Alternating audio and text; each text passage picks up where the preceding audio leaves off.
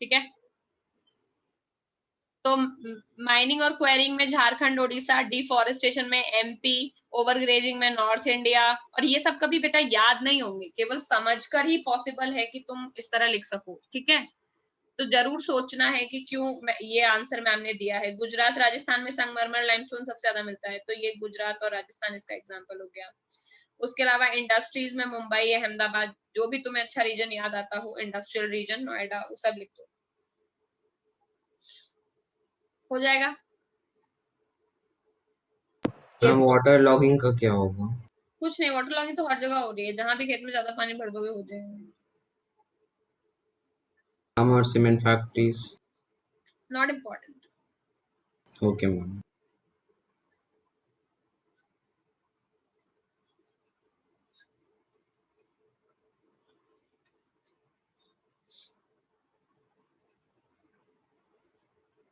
लिख लिया, इसका पूरा हेडिंग डाल लेना है, लैंड डिग्रेडेशन।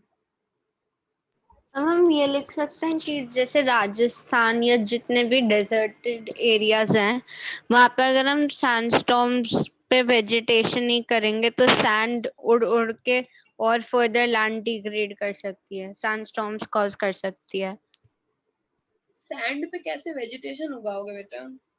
मैम जैसे राजस्थान में कुछ कुछ जगह है जहाँ पर थॉर्नी बुशेस उगी हुई है। वो तो प्लायाज होते हैं, वहां पर तो उग जाते हैं ना, क्योंकि बीच बीच में कुछ पैचेस होते हैं जिसमें लैंड होती है कल्टीवेबल। सैंड में तो खेती हो ही नहीं सकती है, प्योर सैंड में, वो डेजर्ट हो गया ना। अहमदाबाद के ऊपर क्या लिखा है? क्या बेटा? मैम अहमदाबाद के ऊपर क्या लिखा है? अहमदाबाद के ऊपर मुंबई लिखा है। सॉरी यार, मेरी राइटिंग इतनी ज्यादा बुरी है, तुम लोगों को इतना सफर करना पड़ता है। हम इंडस्ट्रियल वेस्ट, इंडस्ट्रियल वेस्ट में तुम हर एरिया लिख सकते हो, जैसे कानपुर लिख सकते हो। कानपुर में लेदर की इंडस्ट्री है, उससे बहुत पोल्यूशन होता है लैंड का।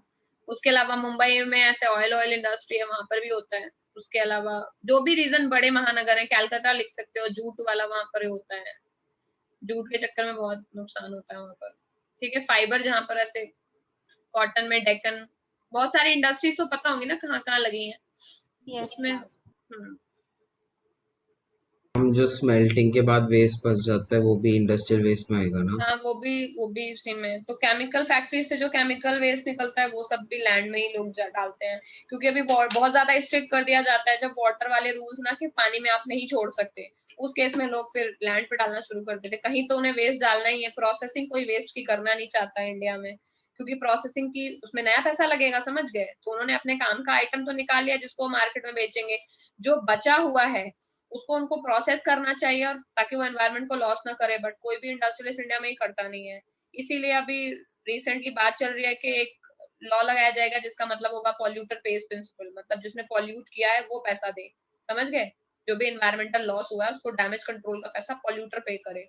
This is the line of thought जिसमें गवर्नमेंट और इंटरनेशनल गवर्नमेंट सोच रही है। लेकिन अब इंटरनेशनल गवर्नमेंट में भी वो चीजें नहीं हो पा रही है, क्योंकि इंटरनेशनल गवर्नमेंट में सबसे ज्यादा जो ग्रीन हाउस गैसेस में जो कंट्रीब्यूशन है वो है डेवलप्ड कंट्रीज का, क्योंकि उन्होंने ही इतना ज्यादा डेवलपमेंट के चक्कर में इंडस्ट्रीज को अपने बढ़ा लिया है कि उन्होंने ही ग्रीन हाउस बहुत ज्यादा अर्थ का टेम्परेचर चेंज कर दिया है, जिसमें सबसे आगे यूएस और चाइना है। तो जब इंटरनेशनल लेवल पे बात होती है कि पॉल्यूटर पेज प्रिंसिपल लगाओ, यानी जो जिसने पॉल्यूट किया है वो अब डेवलपिंग कंट्रीज को पैसा दे, और उस पैसे से डेवलपिंग कंट्रीज ऐसी टेक्नोलॉजी लेकर के आएंगी, क्योंकि डेवलपिंग कंट्रीज भाई पैसे में तो मजबूत है नहीं, दे वुड नीड मनी। कौन देगा पैसा उनको ग्रीन ग्रीन टेक्नोलॉजी लगाने का, सोलर पंप और ये वो। तो उनके लिए डेवलप कंट्रीज पैसा दें, क्योंकि उन्होंने पहले पोल्यूट किया इस वर्ल्ड को। वो वहां पर बात नहीं जो हो पाती है, क्योंकि वहां पर वो लोग ये बात मानते नहीं है। जब वो लोग वहां ये बात नहीं मानते हैं तो लोकल लेवल पे कंट्री में भी रूल लगाना मुश्किल होता है। यहाँ पर फिर लोग सुप्रीम कोर्ट चले जाते हैं कि हमारा मौलिक राइट, फंडामेंटल राइट वायलेट किया गया है, ये वो बिना मतलब का बहुत कुछ होता रहता है। कॉन्सेप्ट समझ गए? कॉन्सेप्ट ये है कि पॉल्यूशन किस तरह से हो रहा है, एक overview, you know it all, और ये सारी चीजें हैं जिनसे पॉल्यूशन हो रहा है। ओके, अभी इसको सॉल्व कैसे करोगे? सॉल्व करने के तो बहुत तरीके हैं, जो जो किया है उसको उल्टा कर दो। ओपन कास्ट माइनिंग की जगह माइनिंग में अच्छी टेक्नोलॉजी आनी चाहिए। तुम लोग ऐसे टेक्निकल टर्म तो याद नहीं कर पाओगे, तो just reverse it. Water logging कम करनी चाहिए, ओवर ग्रेजिंग नहीं होनी चाहिए, सीमेंट फैक्ट्रीज जो हैं उनसे जो वेस्ट निकलता है वो नहीं जमा होना चाहिए, ठीक है। माइनिंग जो है वो बंद होनी चाहिए ताकि उससे वेस्ट बाहर ना निकले। डिफॉरेस्टेशन का उल्टा होता है एफॉरेस्टेशन, और लगा दो पेड़। समझ गए कैसे बनाना है आंसर को?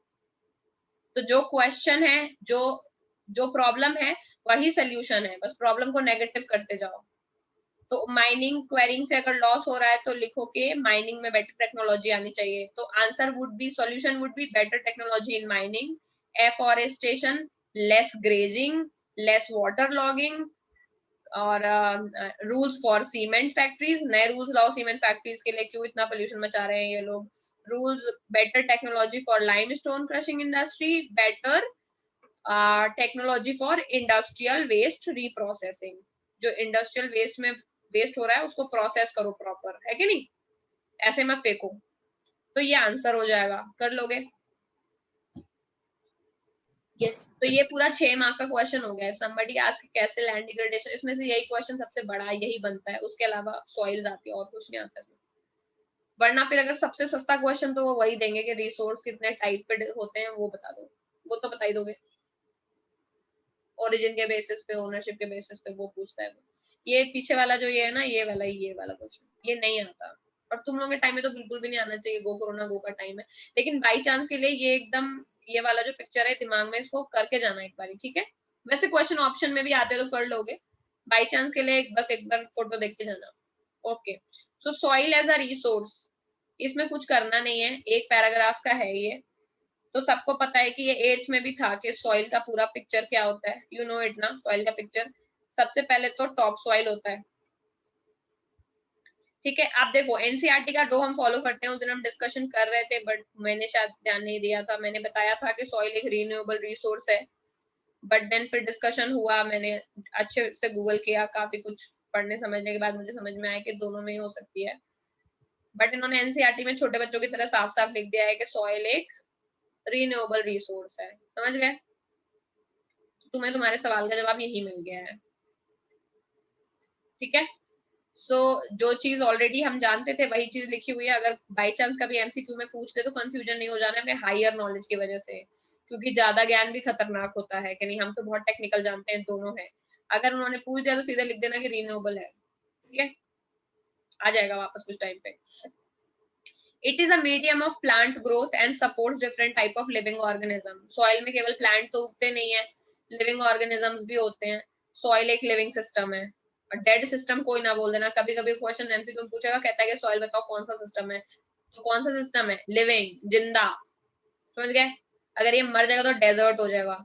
तो सॉइल एक लिविंग, अभी सॉइल से पूछेंगे कि सॉइल प्रोफाइल के बारे में बताओ, तो शुरुआत यहीं से करनी है कि सॉइल एक रिन्यूएबल नेचुरल रिसोर्स है, ये एक लिविंग सिस्टम है, डिफरेंट प्लांट और ऑर्गेनिज्म इसमें रहते हैं, बात खत्म हो गई। उसके हम तो बाद ये बायोटिक हुआ,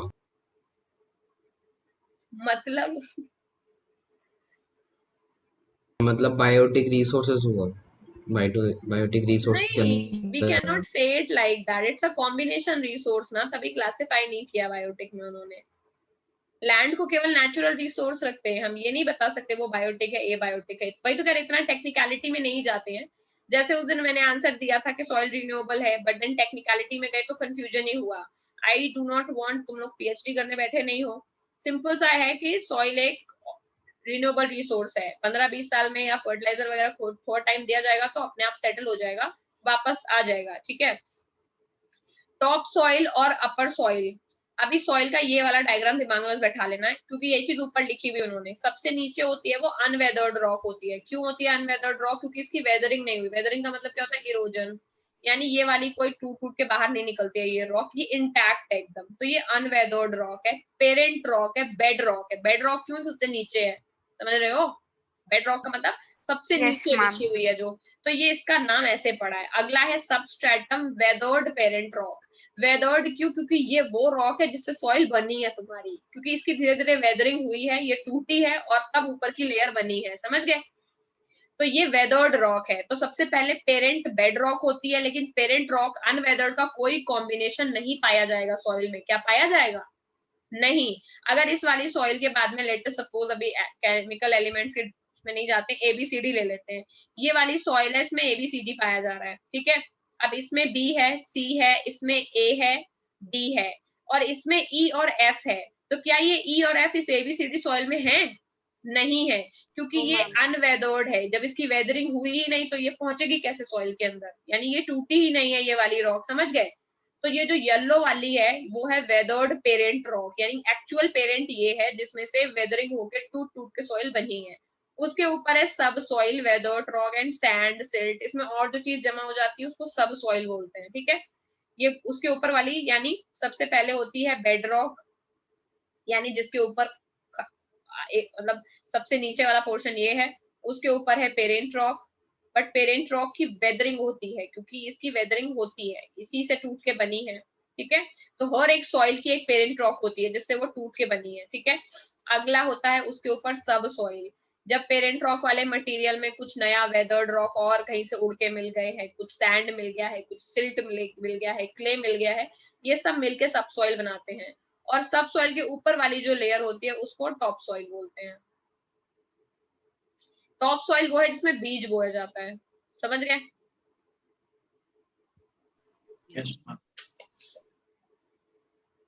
यस मैम। तो वो 3-4 लाइन लिख देना है कि सॉइल एक रिन्यूएबल नेचुरल रिसोर्स है, ऑर्गेनिज्म, प्लांट वगैरह वो सब उसमें पाया जाता है, एक लिविंग सिस्टम है, और ये बना देना है। 2-3 नंबर से ऊपर नहीं आएगा।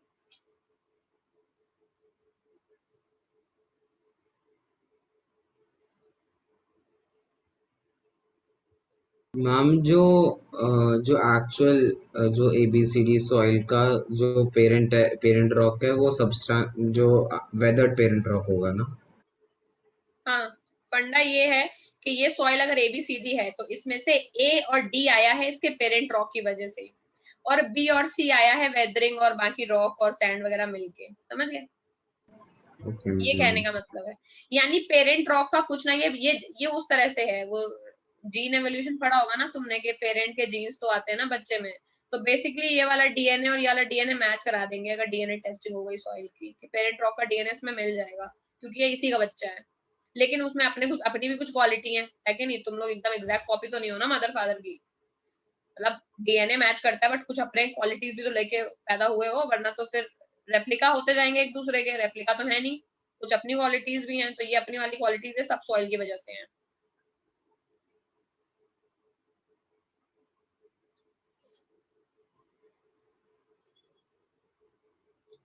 समझ गए?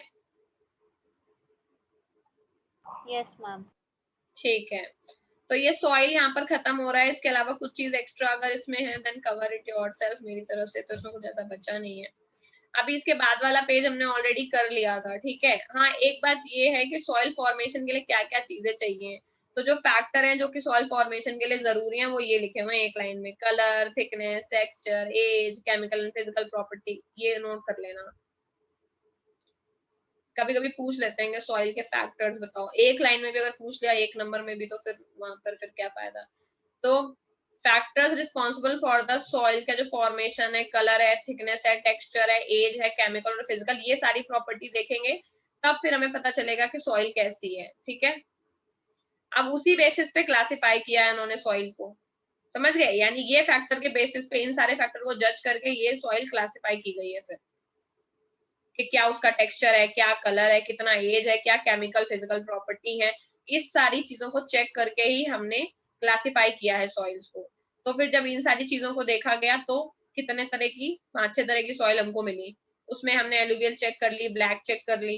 तो ब्लैक का केमिकल कॉम्पोजिशन अलग है क्योंकि ब्लैक में क्या पाया जाता है? इग्नियस रॉक्स, ठीक है, इग्नियस एंड मेटामॉर्फिक। और वैसे ही हमने जब येलो देखा तो उसका अलग था कंपोजिशन, उसमें आयरन ज्यादा मिल रहा है, येलो में डिफ्यूज्ड आयरन यानी वाटर्ड आयरन ज्यादा मिल रहा है। एल्यूविलियम में हमने देखा कि पीके ज्यादा है एंड थोड़ा कम है। बट एल्यूवियल सॉइल कोई मेटामॉर्फिक से नहीं बनी है, सेडिमेंट रॉक से बनी है। अगर कोई पूछ लेना तो ये वाली जो ब्लैक है ये तो लावा प्लेटू की वजह से, जो लावा जो फट के बाहर आया उसमें से बना है ये, तो ये तो हो गया इग्नियस। लेकिन जो रिवर ने जमा किया है, बेचारी इतनी मेहनत करके जो रिवर लेके आई है वो सेडिमेंट लाई है ना, तो एल्यूवियल रॉक एक सेडिमेंट्री रॉक से बनी हुई सॉइल होगी, समझ गए? Yes ma'am. क्योंकि सेडिमेंटेशन से बनी है वो, तो इतना तो बेसिक याद रखना है, ठीक है? तो ये सब हमने उसका केमिकल फिजिकल सब चेक कर लिया था। लेटराइट तक पढ़ चुके हैं, करेक्ट। लेटराइट सॉइल थोड़ी आई थिंक एसिडिक होती है, ये याद रखना है, ये एक नंबर में आ सकता है, क्योंकि मैंने शायद बताया भी था कि इतना ज्यादा लीचिंग हो जाता है। मैं उसको ढंग से एक्सप्लेन नहीं कर पाई थी, बट यहाँ के लिए रट लो। pH 7 जो होता है वो न्यूट्रल होता है, you would be knowing it. Yes ma'am. ठीक है। सॉइल जनरली सॉइल बेसिक होती है, हल्की, लेकिन लेटराइट जो होती है दिस इज एसिडिक।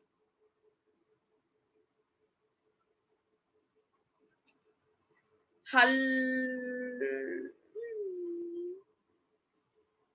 लेटराइट में हमने सब कुछ डिस्कस कर लिया है क्या? Yes ma'am. तो अब चलते हैं एरिड सॉइल की तरफ। इसमें कुछ याद नहीं करना है। एरिड सॉइल का मतलब सैंड। बताओ क्या कलर होता है सैंड का? Ma'am yellow.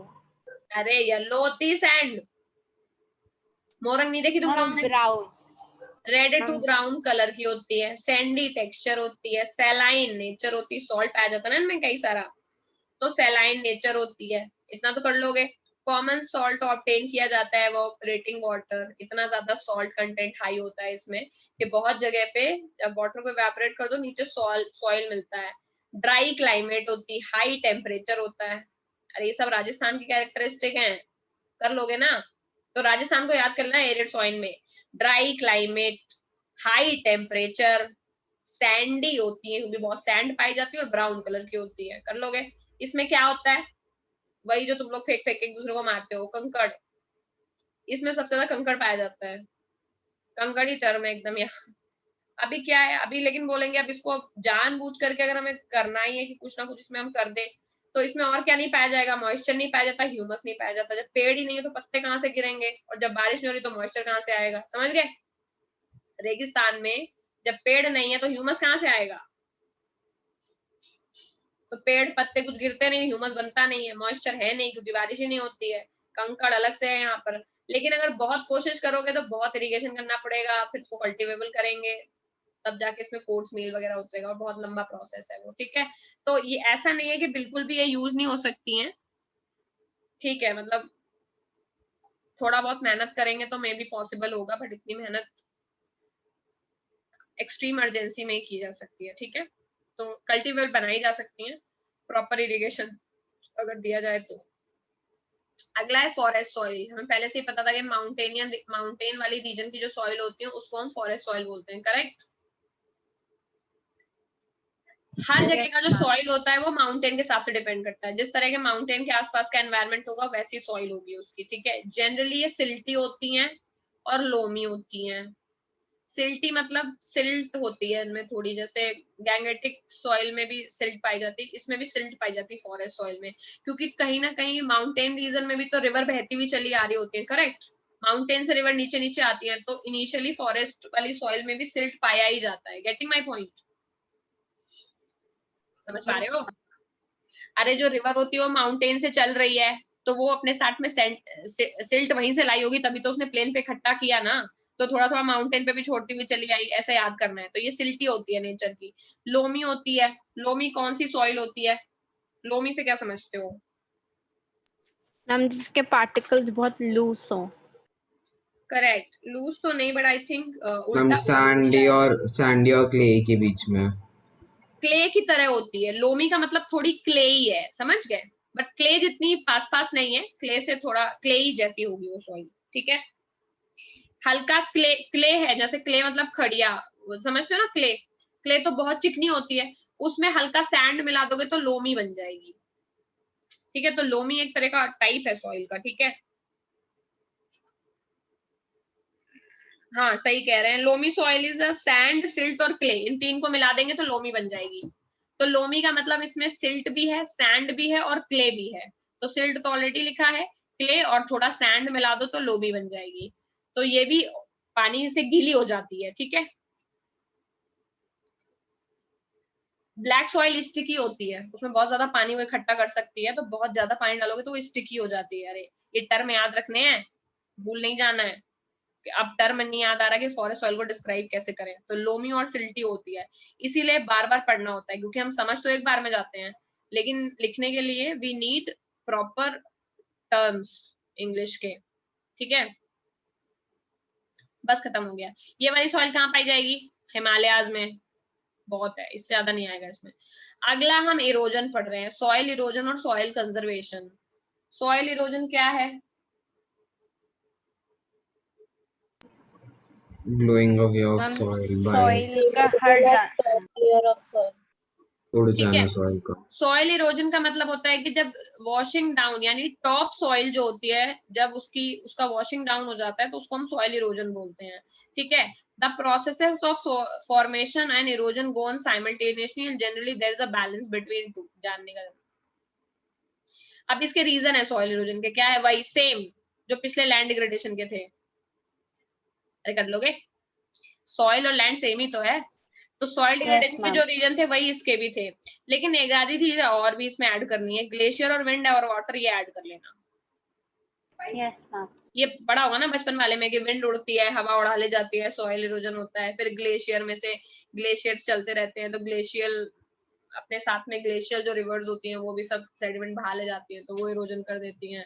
पानी भी ऐसे ही बरसता है तो सॉइल टॉप सॉइल को उड़ा लेता है, तो वाटर से हो जाता है। तो ये 3 चीजें ऐड कर लेना, ठीक है? ओके, इसमें ये चीज है केवल जानने के लिए कि जब बहुत ज्यादा पानी बहुत ज्यादा बहने लगता है तो डीप कट आ जाते हैं क्लेई सॉइल में, समझ गए? तो ये केवल ये चंबल इलाका है, चंबल के डाकुओं का नाम सुना है? तो वहां पे रेवाइन और ऐसे बैडलैंड हो जाती है। चंबल के डाकू सुने हैं? सुने? yes ma'am तो चंबल में डाकू क्यों पाए जाते हैं? क्योंकि जब वो वहां से नदी चंबल नदी बहती होती है तो वो बहुत डीप डीप गलीज बना देती है, तो वहां पे कल्टीवेशन नहीं होता है, समझ गए? क्योंकि इतनी डीप गलीज होती है कि वो बैडलैंड में कन्वर्ट हो गया। गलीज का मतलब होता है चैनल, ऐसे ड्रेन टाइप की। तो इतना तेज आ रहा है आता है ऐसे पानी इरोजन की वजह से, क्योंकि चंबल बहुत बुरी तरह बहती है। तो हर बार जब भी चंबल बहती है तो सॉइल को इतना नीचे से डीप कट कर देती है कि नॉर्मल वो खेतों के ऊपर से नहीं बहती, इतना डीप कट कर देती है कि ऐसे ऐसे बड़े बड़े रेवाइन्स टाइप के बन जाते हैं। चंबल रेवाइन एक बार इमेज देख लेना तो it will be more clear. तो वो फिर बैडलैंड में कन्वर्ट हो जाती है और फिर वहां पर डाकू वाकू बैठने लग जाते हैं, चलो वहां पर बैठ करके ये एक्स्ट्रा काम करते हैं जब कोई खेती वेती नहीं कर पा रहा है। तो ये चंबल के इस तरह के देख रहे हो कितना डीप डीप कट किया हुआ है, ये जमीन थी इतना कट किया हुआ है। तो चंबल में जनरली बैडलैंड्स पाए जाते हैं, इनको रेवाइन्स बोलते हैं, ठीक है? बस और कुछ नहीं, 1 नंबर में यही था। इरोजन को कैसे रोकना है वो तुम लोग इसको इतना पढ़ के आना कि टेरेस कल्टीवेशन कैसे करते हैं, कंटूर फ्लोइंग कैसे करते हैं, स्ट्रिप क्रॉपिंग कैसे होगी, कर लोगे ना ये?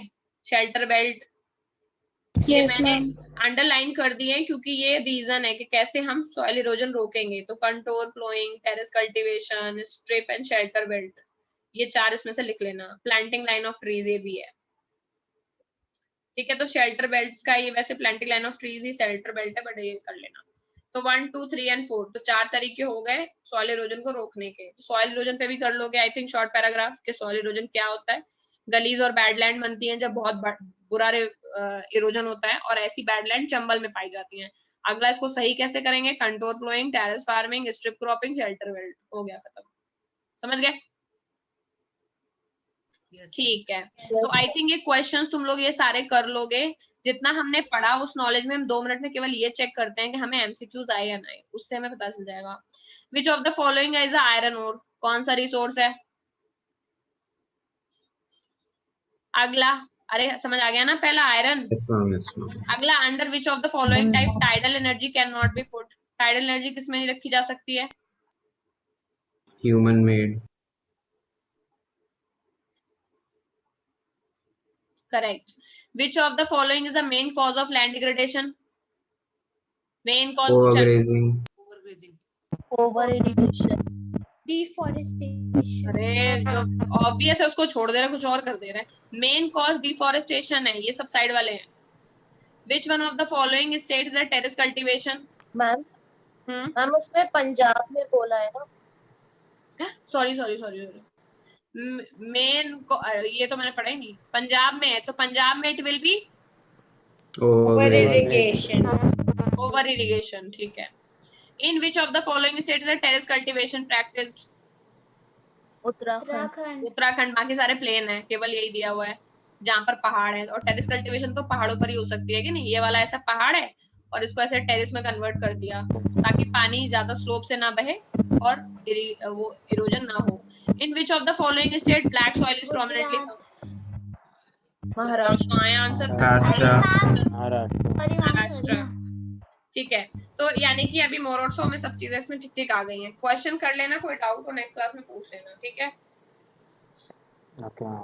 ओके, वैसे सब आंसर ही है। Name 3 state having black soil, what step control soil erosion, biotic abiotic क्या होता है, लैंड यूज पैटर्न को डिस्क्राइब करो, ये अभी किया है। समझ गए? Yes ma'am. ओके।